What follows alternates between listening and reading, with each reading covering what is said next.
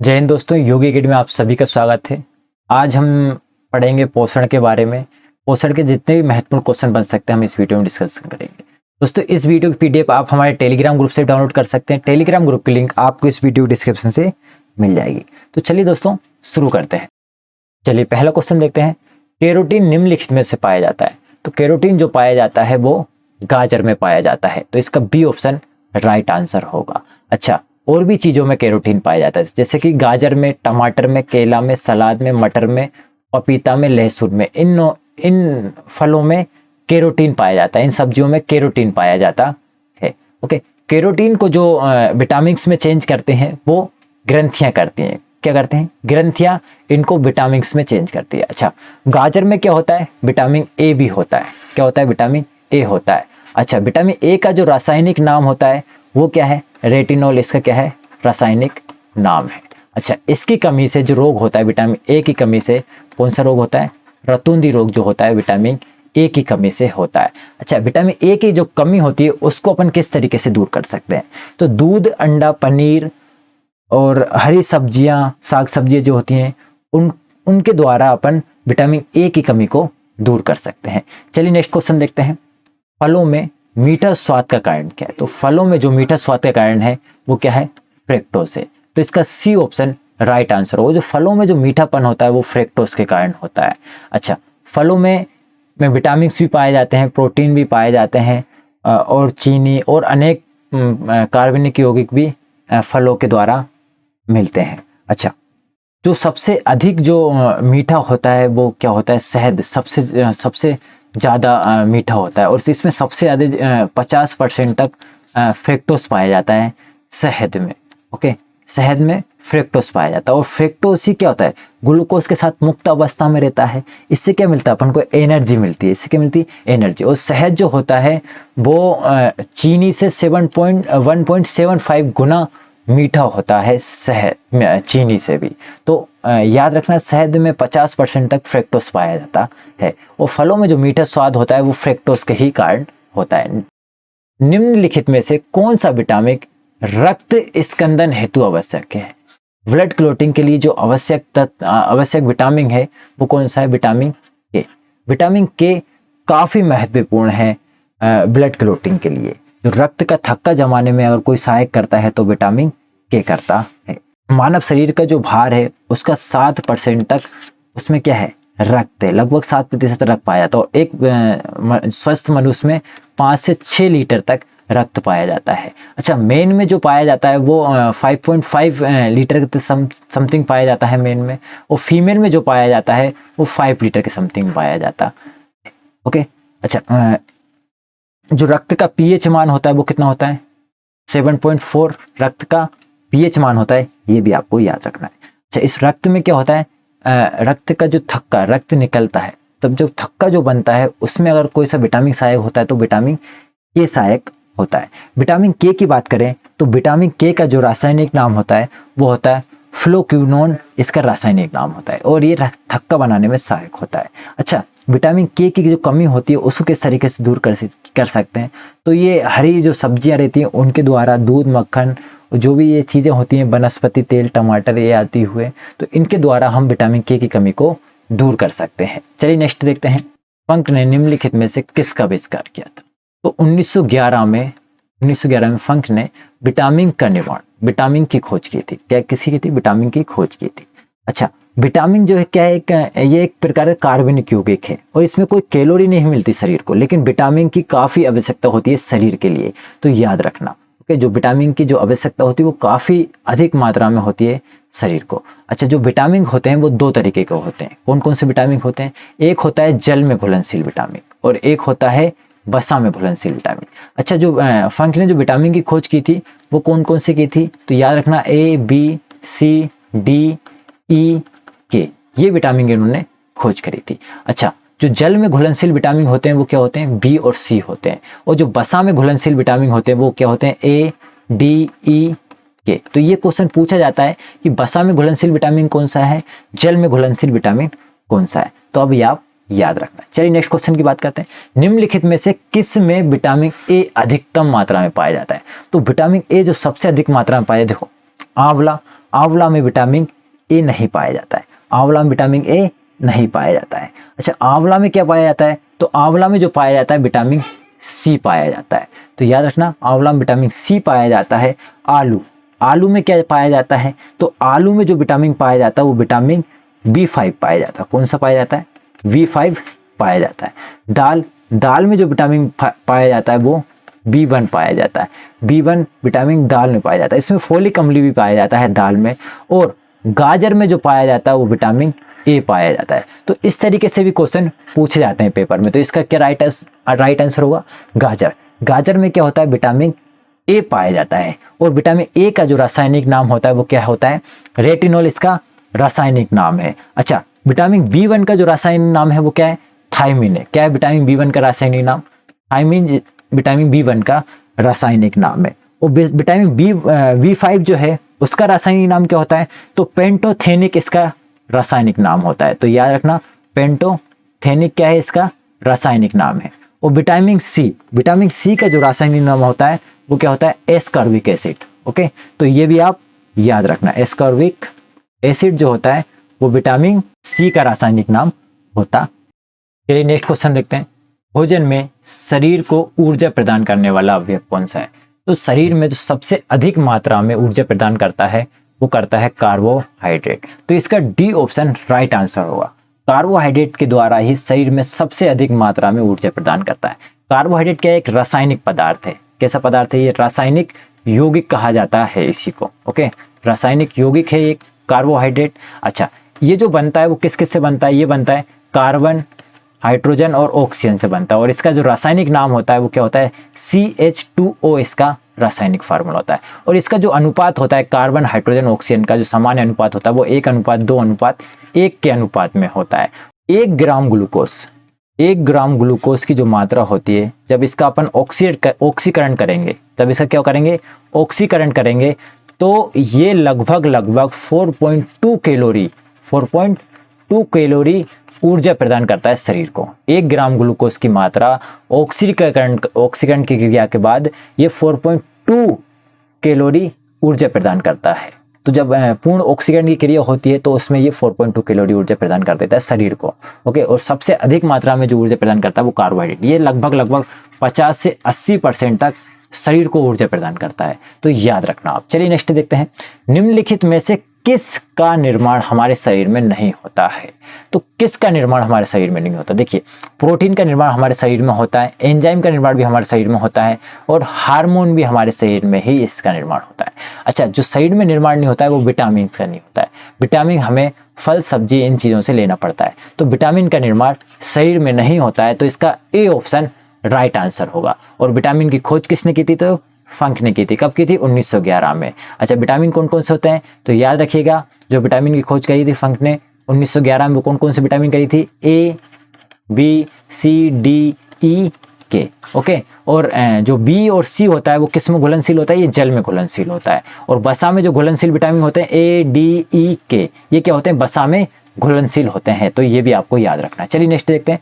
Protein की इकाई है, प्रोटीन की जो यूनिट कहा जाता है वो किसे कहा जाता है, अमीनो एसिड को प्रोटीन की यूनिट कहा जाता है। 20 प्रकार के अमीनो एसिड से मिलकर क्या बनता है, एक प्रोटीन बनता है। 20 प्रकार के जब अमीनो एसिड मिलेंगे तब एक प्रोटीन का निर्माण होता है। और प्रोटीन के पाचन में कौन सहायक होता है, तो ट्रिप्सिन इसके प्रोटीन के पाचन में सहायक होता है।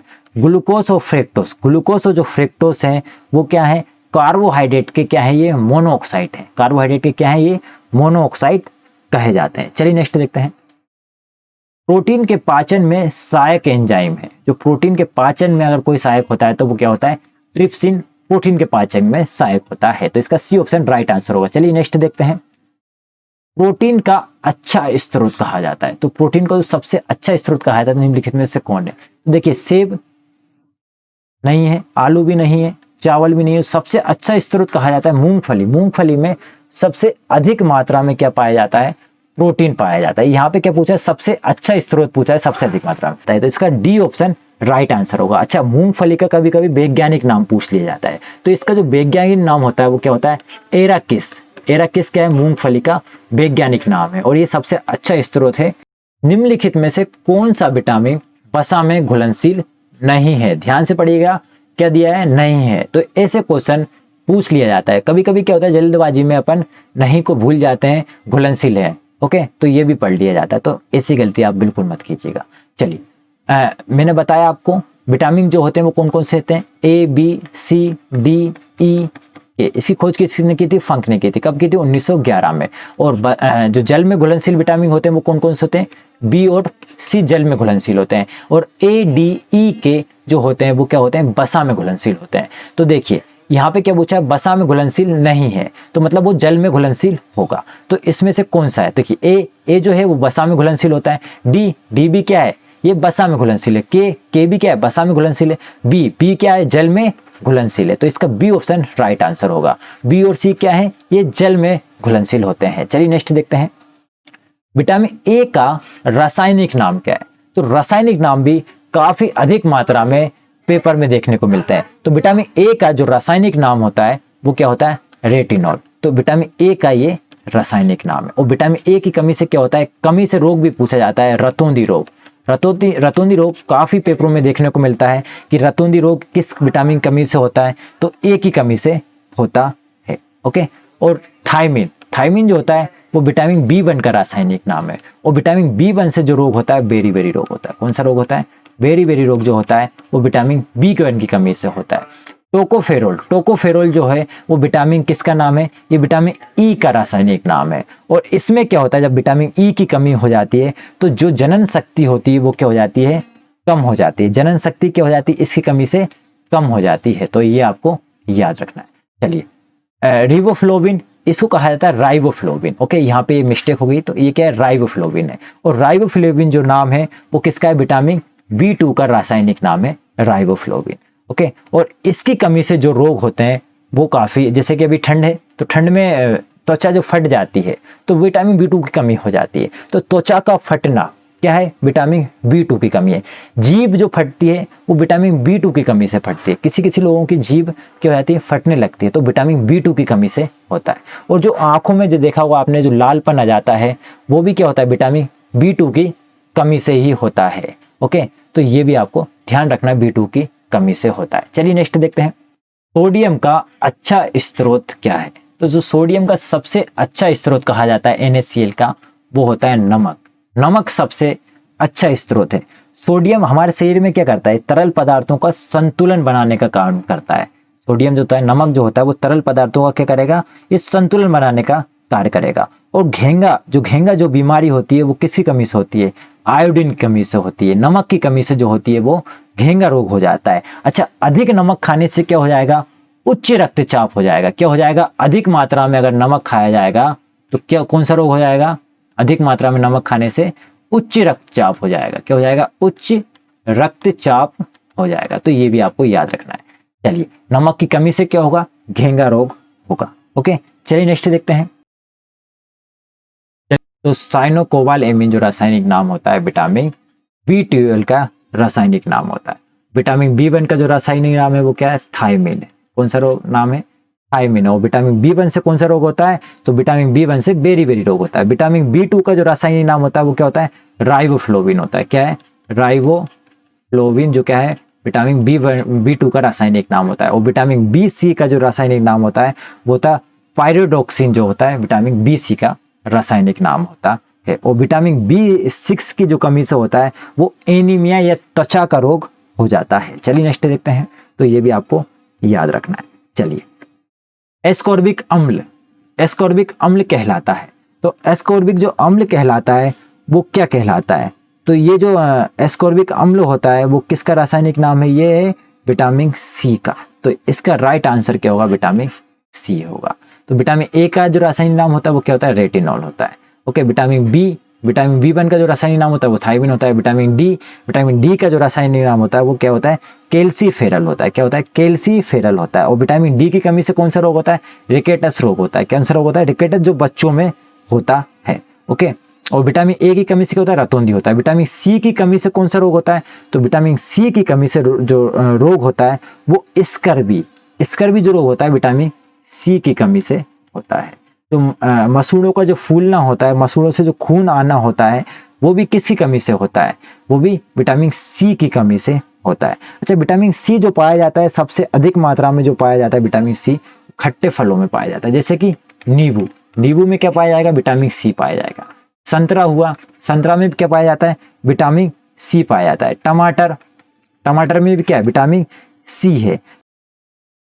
नेक्स्ट क्वेश्चन देखते हैं, सूर्य के प्रकाश से प्राप्त विटामिन कौन सा है? तो सूर्य के प्रकाश से जो विटामिन प्राप्त होता है मनुष्य को, तो वो होता है डी विटामिन। विटामिन डी जो मिलता है वो सूर्य के प्रकाश से मिलता है। विटामिन डी का जो रासायनिक नाम होता है वो होता है कैल्सीफेरल।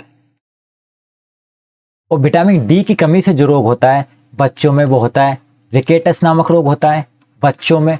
और जो वयस्कों में, जो वयस्क जो लोग रहते हैं उनमें जो रोग होता है वो होता है ऑस्टियोमलेशिया नामक रोग जो होता है वो वयस्कों में होता है विटामिन डी की कमी से। विटामिन डी की पूर्ति किस किस स्रोत से आप कर सकते हैं? मछली का यकृत का जो तेल होता है वो विटामिन डी का काफ़ी स्रोत मिलता है उसमें विटामिन डी का। ओके, दूध अंडे में भी क्या मिलता है? विटामिन डी मिलता है। नेक्स्ट देखते हैं, शरीर के क्षतिग्रस्त भाग से लगातार खून का बहना, उनका बहना निम्न की कमी के कारण होता है। तो किसकी कमी के कारण क्षतिग्रस्त भाग से खून लगातार बहता रहता है? अगर आपको विटामिन के की कमी हो गई तो क्या हो जाएगा? जो क्षतिग्रस्त भाग हो वहां से लगातार क्या होगा? खून बहता रहेगा। तो इसका डी ऑप्शन राइट आंसर होगा, विटामिन के। विटामिन के का जो रासायनिक नाम होता है क्या होता है? फिलोक्विनोन इसका रासायनिक नाम होता है। ये रक्त का थक्का ना बनने देता है। और इसकी कमी को कैसे दूर कर सकते हैं अपन? तो ये टमाटर, हरी सब्जियों से इसकी कमी को दूर किया जा सकता है विटामिन के को। चलिए नेक्स्ट देखते हैं, निम्नलिखित भोज्य पदार्थों में से प्रोटीन स्रोत की पहचान कीजिए। जो प्रोटीन का जो स्रोत है वो कौन सा है? मक्का। मक्का प्रोटीन का स्रोत नहीं है। मक्का से क्या मिलता है? कार्बोहाइड्रेट मिलता है, या स्टार्च भी इसे कहा जाता है। कार्बोहाइड्रेट या क्या मिलता है इससे? स्टार्च मिलता है। तो ये आपको याद रखना है। ओके, चलिए पालक, पालक से क्या मिलता है? लौह तत्व मिलता है। आयरन जो मिलता है वो पालक से मिलता है। मसूर की दाल, दाल से क्या मिलता है अपन को? प्रोटीन मिलता है। और घी, घी क्या है? ये बसा का रूप है। बसा जो मिलता है वो घी से मिलता है। तो ये भी आपको याद रखना है। चलिए नेक्स्ट देखते हैं, दिए गए उदाहरणों में से कौन सा सूक्ष्म पोषक तत्व नहीं? सूक्ष्म पोषक तत्व क्या होते हैं? ये शरीर की वृद्धि के लिए आवश्यक होते हैं, लेकिन इनकी जो मात्रा होती है वो काफी कम होती है, इसलिए इसे कहा जाता है सूक्ष्म पोषक तत्व कहते हैं। क्या कहते हैं? सूक्ष्म पोषक तत्व। ओके, तो सूक्ष्म पोषक तत्व कौन कौन से? आयरन और जिंक क्या है? ये सूक्ष्म पोषक तत्व है। जबकि फास्फोरस क्या है? ये दीर्घ पोषक तत्व है, इसकी आवश्यकता ज्यादा होती है। ओके, तो इसे कहा जाता है दीर्घ पोषक तत्व। तो ये याद रखना है कि दीर्घ पोषक तत्व के अनुसार फास्फोरस, तो ये क्या है? सूक्ष्म पोषक तत्व नहीं है। तो इसका ए ऑप्शन राइट आंसर होगा। तो नेक्स्ट देखते हैं, ओमेगा 3 वसा अम्ल स्वास्थ्य के लिए उपयोगी है क्योंकि इसमें पाया जाता है, इसमें पाया जाता है। तो इसमें क्या पाया जाता है?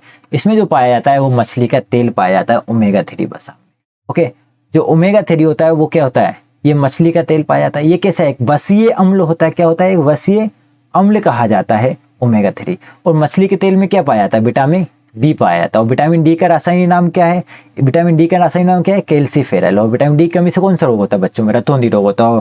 और जो वयस्क लोग हैं तो उनमें कौन सा होता है? तो ऑस्टियोमलेशिया नामक रोग होता है। विटामिन डी की कमी किससे दूर कर सकते हैं? मछली के तेल से दूर की जा सकती है। सबसे अच्छा स्रोत है मछली का तेल विटामिन डी का। ओके, दूध अंडे से भी विटामिन डी की कमी को दूर किया जा सकता है। चलिए नेक्स्ट देखते हैं, निम्नलिखित में से कौन सा विटामिन को हार्मोन्स विटामिन कहा जाता है? तो हार्मोन्स विटामिन जो होता है विटामिन डी होता है। इसका राइट आंसर क्या होगा? डी। चलिए नेक्स्ट क्वेश्चन की बात करते हैं, निम्नलिखित में से शरीर में अधिकतम ऊर्जा संचय किस पदार्थ के रूप में होती है? तो सबसे अधिकतम जो ऊर्जा संचय होती है वो वसा के रूप में होती है। तो इसका ए ऑप्शन राइट आंसर होगा, वसा, फैट्स, जिसके द्वारा शरीर में सबसे अधिक ऊर्जा संचित करके रख सकते हैं। जो वसा होता है वो जल में पूर्णतः अघुलनशील होता है। कैसा होता है? जल में ये अघुलनशील होता है। ये कार्बनिक जो पदार्थ होते हैं उसमें कैसा होता है? ये घुलनशील होता है वसा। वसा बेसिकल दो प्रकार के होते हैं वे, ये कौन कौन से होते हैं? एक होता है जंतु वसा और एक होता है वनस्पति वसा। तो ये दो प्रकार के होते हैं। जंतु वसा क्या होता है? जंतु के द्वारा जो मिलता है उसे कहा जाता है जंतु वसा। जैसे कि वसा, दूध, पनीर, अंडा, ये क्या होते हैं? जंतु के द्वारा मिलते हैं। दूध, अंडा, पनीर, ये क्या है? जंतु के द्वारा मिलने वाला वसा है। तो इनके द्वारा जो वसा मिलता है वो जंतु वसा कहलाता है। और वनस्पति वसा जैसे कि बादाम हुआ, मूंगफली हुई, ओके, नारियल हुआ, सरसों का जो तेल होता है वो हुआ, सूरजमुखी हुई, तो ये क्या वनस्पति वसा कहा जाता है। इनसे जो मिलता है वो क्या कहलाएगा, वनस्पति वसा, जो वनस्पति के द्वारा मिलता है। ओके, वसा सामान्यतः कितना होता है, 20 डिग्री टेम्परेचर पे अगर ठोस है तभी क्या कहलाएगा, वसा कहलाएगा। अगर 20 डिग्री टेम्परेचर पे क्या हो गया, वो ठोस नहीं है, ठोस है तो क्या कहलाएगा, वसा कहलाएगा। हाँ, और अगर 20 डिग्री टेम्परेचर पे क्या नहीं है, ये ठोस नहीं है, ठोस नहीं है तो क्या कहलाएगा, ये वसा नहीं कहलाता है, ये तेल कहलाता है। ओके, क्या कहलाता है, तेल, ऑयल कहलाता है, अगर 20 डिग्री टेम्परेचर पे ठोस नहीं है तो। अच्छा, वसा जो होता है जैसा कि हमने पढ़ा था, जो 1 ग्राम ग्लूकोज को जब अपन ऑक्सीकरण कर रहे थे 1 ग्राम ग्लूकोज का, तो हमें उससे 4.3 कैलोरी ऊर्जा मिल रही थी। लेकिन अगर 1 ग्राम वसा को हम क्या करें, 1 ग्राम वसा को अगर हम ऑक्सीकरण करते हैं, इसका पूर्ण जो ऑक्सीकरण करते हैं, तो इससे हमको 9.3 कैलोरी क्या मिलती है, ऊर्जा मिलती है।